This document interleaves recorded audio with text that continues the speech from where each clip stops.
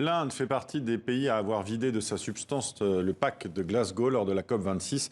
À la dernière minute, le pays a refusé la sortie progressive du charbon. L'utilisation de cette énergie fossile est aujourd'hui un des piliers de son économie. On en parle avec notre correspondant Sébastien Farsi à New Delhi. Et Sébastien, pouvait-on s'attendre à cette position indienne, à ce refus donc de sortir progressivement du charbon? Oui, tout à fait. En fait, il faut d'abord rappeler que l'Inde n'était que l'un des pays peut-être le plus en avance sur cette demande, mais la Chine et les États-Unis, qui sont les plus importants émetteurs de gaz à effet de serre, tenaient aussi à cette modification qui a en fait promis de réduire progressivement et non de sortir complètement du charbon. Et c'est vrai, comme vous le disiez, en fait, le charbon est vraiment à la base de l'économie indienne. 75%, les trois quarts de l'électricité du pays sont produits à base de cette énergie et leur extraction fait vivre aussi 2 millions de personnes, donc une énergie très importante. Et du reste, l'Inde n'a pas de gaz comme l'Europe pour sortir du charbon et puis compenser par une autre énergie efficace.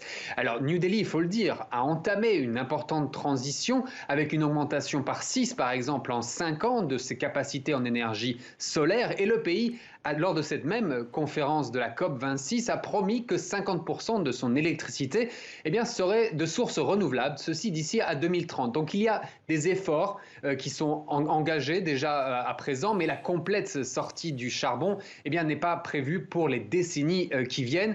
Or, sur ce point, il faut aussi dire que les pays occidentaux qui réprimandent aujourd'hui l'Inde ne remplissent pas non plus complètement leurs promesses d'aider financièrement des pays du Sud comme l'Inde à opérer cette transition énergétique.